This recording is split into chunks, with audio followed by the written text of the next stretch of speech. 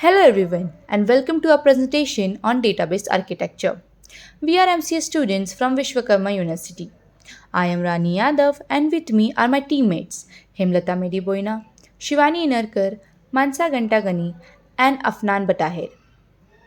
In this presentation, we will give you a clear introduction to the concept of database architecture. We will also discuss the different types of data architectures including single tier, two tier and three tier models. Whether you are new to the subject or just looking for a quick refresh, this video will help you understand the basics in a simple and structured way. So, let's get started. Let's begin with a quick introduction to database architecture. A database stores a lot of critical information and for that data to be accessed quickly and securely. It's important to choose the right architecture. The structural design of the database, known as database architecture, plays a key role in managing how users interact with data. A database management system or DBMS helps in storing, managing, and retrieving data efficiently, but its performance heavily depends on the underlying architecture. The architecture basically defines how the database is built, how users send requests, and how those requests are processed. This is especially important in systems where many users are accessing the database at the same time. There are three main types of DBMS architectures: one tier architecture, two tier architecture, and three tier architecture. One tier architecture.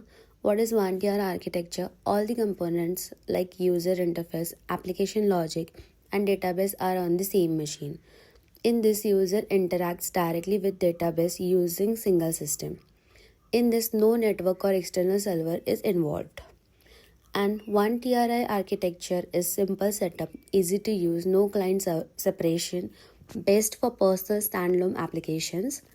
For example, Microsoft user enters data, runs calculations, and save everything logically. In this, no need for a separate server or internet. UI, logic, and data storage all happen in one computer. When to use one tier architecture, we can use this for small scale applications when only one user needs to access the data, useful for testing or learning environments. Here's the second slide in which we are going to see a diagram. In this diagram, device represents a single machine like a personal computer or a laptop. Local database where we store the data. Application, the software or interface that the user interact with. These two components are connected directly because they both run on the same system. One tier architecture is basic setup where everything runs on a single device like your computer. There's no need for internet or a server.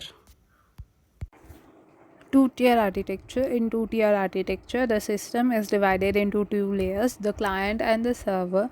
The client is a part the user interacts with, like the desktop application, and the server is where the database is stored. The client sends the request like searching for a book, and the server processes it and sends back the result. A common example of this is a library management system in schools. The librarian uses a desktop app to check book availability or issue books, and that app directly connects to the central database server that stores all the book and user data. This setup uses APIs like ODBC or JDBC to handle communication between two layers. It is a simple and efficient way to build small to medium level application. Understanding two-tier architecture. In this slide, there is a small diagram related to two-tier architecture. First layer is client layer and second layer is server layer. In client layer there is user and application, and in server layer there is database. In client layer, the user using the application sends the request to the server layer where the database is stored, and it process the request and send the response to the user. And the advantages of two-tier architecture are easy to access, fast for users, and can be scrolled by adding more clients or upgrading the server. Three-tier architecture. Let's talk about the three-tier architecture, which is commonly used structure in software applications, especially large web applications like online stores.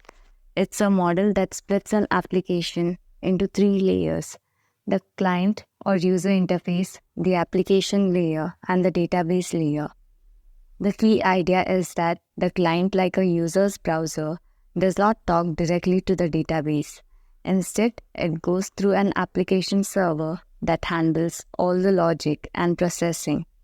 This setup makes the system more organized and scalable.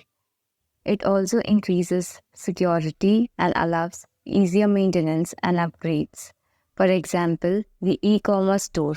In the user layer, that is the client, imagine you are shopping online, you search for the product and add it to your cart. Processing layer, that is the application server. The system checks if the product is available, calculates the total cost, applies any discounts, and handles your order logic. Database layer. All the product details, your shopping cart, and order history are stored here for future use. This layered approach keeps the application efficient and organized. Let's look at the diagram of the three-tier architecture. It shows how the system is divided into three main layers. Client layer on the top. This includes the user and the application client, which is the interface people interact with, like a browser or a mobile app. Network layer, which is in the middle. It acts as a bridge that connects the client and server securely. Server layer, which is at the bottom. This includes the application server and the database system where all the logic and data handling happens. The main idea is that the user interacts with the application client, which then sends requests through the network to the server. Advantages of three-tier architecture. Enhanced scalability. Scalability is enhanced due to the distributed deployment of application servers. Now, individual connections need not be made between the client and server. Data integrity. The three-tier architecture maintains data integrity. Since there is a middle layer between the client and the server, that data corruption can be avoided or removed. To concrete choosing the right database architecture mainly depends on the system requirements, like how complex it is and how well it needs to excel. Among the options, the 3D architecture stand out as an excellent choice, especially for modern system. That because it splits text into different layers, like the user interface, the application logins, and database, which make the system more structured and easier to manage. It's also well suited for handling large database, supports multiple users and ensuring smooth communication between components. So, in today growing and data-driven world, 3D architecture is often the most ideal for building explainable and efficient system. And hereby, we come to an end with our presentation. We hope that this gave you a clear understanding towards database architecture and its different types. We hope that the information provided in this presentation would be helpful towards you.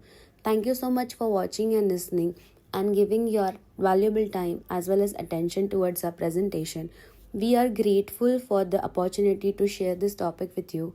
Once again, we are the student of Vishwakarma University Pune, and this is our presentation on database architecture. Thank you.